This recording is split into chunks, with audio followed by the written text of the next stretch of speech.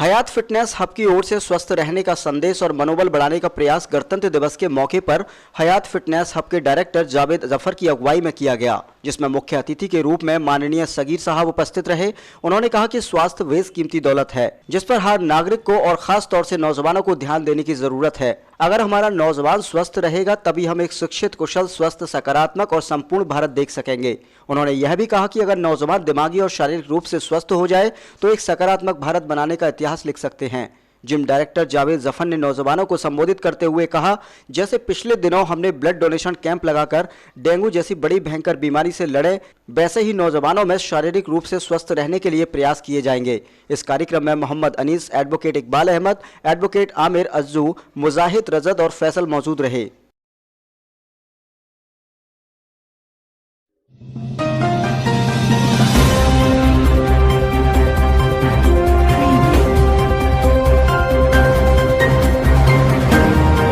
इंसानियत फाउंडेशन की जानिब से जरूरतमंद बच्चों का मनोबल बढ़ाने के लिए देशभक्ति गीत, देशभक्ति भाषण और अन्य प्रतियोगिताओं का आयोजन गणतंत्र दिवस के मौके पर किया गया, जिसमें principle of Zakir Hussain college of engineering and technology Aligarh Muslim university जनाब डॉक्टर सूफियान बेग साहब, मशहूर सर्जन जनाब doctor Amjad Rizvi, Jawaharlal Nehru medical college और जवाहरलाल नेहरू मेडिकल कॉलेज के मुख्य चिकित्सा अधिकारी जनाब डॉक्टर सारिक अकील साहब मुख्य अतिथि रहे। डॉक्टर सूफियान बेग साहब ने अपने भाषण में कहा कि आज सब अपना हक लेना चाहते हैं। अगर हम सब अपना हक माफ करने वाले और दूसरों का हक अदा करने वाले बन जाए तो समाज में एक सकारात्मक वातावरण बनाया जा सकता है। इसी तरह डॉक्टर सारिक अकील साहब और डॉक्टर अमजद रिजवी ने कहा कि हमने यह प्रयास जरूरतमंद बच्चों का मनोबल बढ़ाने के लिए किया है। इंसानियत फाउंडेशन के जिम्मेदार राहत सुल्तान साहब ने कहा कि हमने अन्य तरह के कार्यक्रमों का आयोजन करके जरूरतमंद बच्चों की छुपी हुई प्रतिभाओं को उजागर करने का प्रयास किया है, जिससे जो बच्चे शिक्षित होने से वंचित रह गए हैं वह अपनी शिक्षा प्रारंभ कर सकें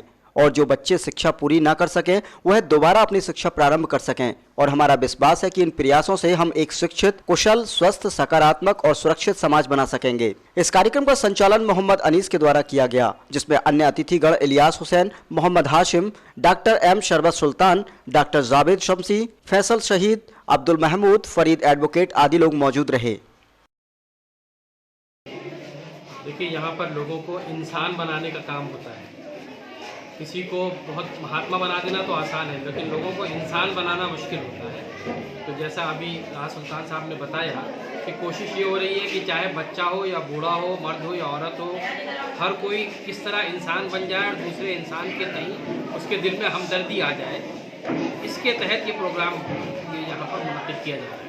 इसमें देखिए, हमारे देश का चूँकि रिपब्लिक डे है और हमारा मुल्क दुनिया का अकेला मुल्क है जिसका कॉन्स्टिट्यूशन दुनिया का सबसे लंबा बड़ा कॉन्स्टिट्यूशन है। इस एतबार से हमने ये जागरूकता पैदा करने के लिए लोगों को आइन के ताल्लुक से, संविधान के ताल्लुक से एजुकेट करने के लिए प्रोग्राम किया और इस मुल्क में जिन लोगों ने कुर्बानियाँ दी हैं आज़ादी हासिल करने के लिए, उनको श्रद्धांजलि देने के लिए, उनको के लिए इस प्रोग्राम का आगाज़ किया ताकि बच्चों के अंदर शुरू से ही देशभक्ति की भावना पैदा हो। जितने लोग हैं आसपास सब देशभक्त हैं, लेकिन ये छोटे छोटे बच्चों को आजकल जो नफरत का जहर, आंधियाँ जो नफरत की चल रही हैं, उस बीच में ये प्यार और मोहब्बत के पैगाम को, गंगा जमुनी तहजीब को बढ़ाने का एक छोटा सा प्रयास है ताकि जितने लोग सब हिंदुस्तानी, इसमें हिंदू, मुस्लिम, सिख, ईसाई सब ने मिलकर कुर्बानी हासिल की थी, तो ये पैगाम लोगों तक जाए कि ये मुल्क सबका है, इस मुल्क में सबकी कुर्बानियाँ शामिल हैं, इस मुल्क को बनाने में, संवारने में सबकी जिम्मेदारी है। तो हम अपने समाज की जिम्मेदारी को जागरूक करने के लिए, यहाँ के लोगों को ये बताने के लिए कि इस मुल्क में हमारे पूर्वजों का खून जिगर शामिल है, इसकी कुर्बानी में, इसकी आज़ादी में, इसे आगे बढ़ाने में भी हमारा दायित्व है और हमारा जो कर्तव्य है उसको पूरा करना चाहिए। वहीं आज देश की आज़ादी को लेकर पूरा देश मुल्क आज़ाद हुआ था, वहीं किसान भी अपनी आज़ादी को लेकर धरने पर बैठे, उसके क्या कहना चाहेंगे? नहीं, इस सिलसिले में मैं कुछ नहीं कहना चाहूँगा, क्योंकि हम लोग सिर्फ हेल्थ, एजुकेशन और समाज सेवा के फील्ड में काम कर रहे हैं। ये हुकूमतों का काम है, वो उसको निपटेगी, वो जाने।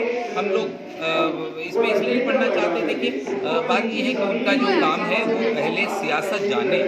मेरा पैगाम है मोहब्बत है जहाँ तक पहुँचे। हम तो मोहब्बत का पैगाम और मोहब्बत और प्यार मोहब्बत के इस पैगाम को लेके इस नफरत भरे माहौल में चले हैं, इस चिराग को चलाना चाहते हैं और इसको नहीं बुझने देना चाहते। हुकूमत अपना काम कर रही है।